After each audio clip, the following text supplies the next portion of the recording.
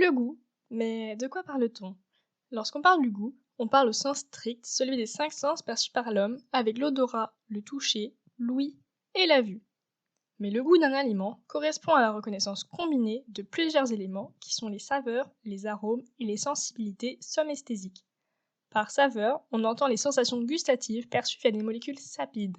Des arômes sont des molécules volatiles aux propriétés odorantes, tandis que la somesthésie désigne l'ensemble des sensations qu'un être humain peut ressentir dans toutes les parties de son corps. Cela regroupe les sensations de pression, de chaleur, de douleur, etc.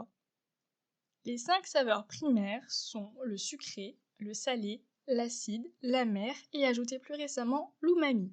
Umami signifie délicieux en japonais. Voici quelques aliments caractéristiques de ces saveurs. Le sucré est la saveur typique d'un morceau de sucre. On le retrouve aussi dans le caramel, le miel ou les dattes. Le salé, quant à lui, correspond à la saveur du sel. On le retrouve aussi dans l'eau de mer, le beurre salé ou encore dans de nombreuses charcuteries.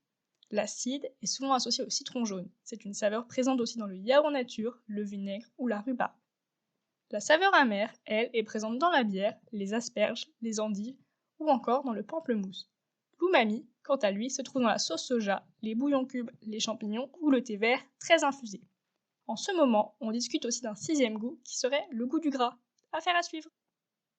Petit, vous avez sûrement appris qu'il y avait une zone spécifique de réception des saveurs sur la langue. Le sucré sur la pointe, le salé juste à côté, l'acide en latéral, l'amer dans le fond et l'umami en plein centre. Eh bien c'est faux. Il existe 4 types de papilles. Les papilles caliciformes, foliées, fongiformes et filiformes. Celles pouvant percevoir une saveur sont celles possédant des bourgeons du goût. Il s'agit de ces 3 premières. Les papilles filiformes, elles, ont un rôle mécanique. Les bourgeons du goût se trouvent ici, dans le repli des papilles et ont une forme ovale. Un bourgeon est composé de microvillosités gustatives, de cellules gustatives et de fibres nerveuses. Un bourgeon comporte entre 50 et 100 cellules gustatives. Il existe 4 types de cellules gustatives qui ont chacune leur rôle dans la perception des 5 saveurs et de la transmission de l'information au cerveau. Les cellules de type 1 permettent de reconnaître la saveur salée. Les cellules de type 2 se spécifient dans la reconnaissance du sucré, de l'amer ou de l'umami. Les cellules de type 3 reconnaissent la saveur acide. Et pour finir, les cellules de type 4 sont des cellules basales et sont les précurseurs des 3 types précédents.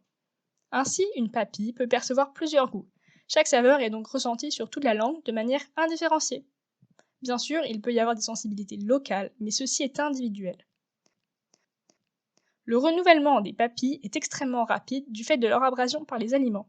Il est d'environ 10 jours. Concernant l'odorat, les récepteurs olfactifs situés dans la cavité nasale sont stimulés par 2 voies différentes. La voie orthonasale, qui est la reconnaissance directe par les narines d'une odeur, et la voie rétronasale, qui, elle, passe en arrière de la cavité buccale et transmet les molécules olfactives libérées lors de la mastication. Les arômes sont captés par les cellules olfactives de la cavité nasale, qui font partie d'un tissu comprenant aussi des cellules de soutien, des cellules basales, mais aussi des glandes permettant de sécréter le mucus. L'information perçue est ensuite transmise au bulbe olfactif par des fibres nerveuses. Mais il existe encore d'autres systèmes qui expliquent la complexité du goût et des sensations perçues. On parle de sensibilité somesthésique. La température est identifiée à l'aide de thermorécepteurs situés sur les papilles fongiformes. La texture et la consistance sont reconnues par des mécanorécepteurs qui, eux, se situent sur les papilles filiformes et fongiformes. Par texture, on entend la sensation de granuleux, de moelleux, de fondant ou encore d'onctueux, alors que la consistance renvoie à un aliment dur, tendre, mou ou élastique. Une autre de ces sensibilités somesthésiques est la sensibilité trigéminale. Cette sensibilité est due à la 5e paire de nerfs crâniens, le nerf trijumeau. Elle est à la base des sensations de pétillant, notamment des boissons gazeuses, d'irritants, comme la moutarde, d'astringent, qui est une sensation d'assèchement de la bouche qui peut être causée par la grenade, d'âpreté, qui est une rudesse et une agressivité en bouche, comme le tanin d'un jeune vin, de goût métallique, comme certains fromages dits bleus, ainsi que la fraîcheur des pastilles de menthe ou du piquant d'un piment. Toutes les sensations perçues par les systèmes gustatifs, olfactifs et trigéminaux permettent de percevoir une large gamme de goûts lorsqu'elles sont couplées entre elles. Les messages transmis par chacun de ces systèmes se rejoignent dans le cerveau au niveau du thalamus qui se situe entre le cortex et le tronc cérébral. Une fois l'arrivée des messages transmis par les fibres nerveuses des 3 systèmes, l'information finale est intégrée. C'est la combinaison de ces perceptions qui donne naissance au goût de l'aliment tel qu'on le connaît. En résumé, le goût d'un aliment est en fait la somme des saveurs, des arômes et des sensibilités somesthésiques. Les scientifiques parlent aussi de la flaveur d'un aliment pour ne pas confondre avec le sens primaire du goût.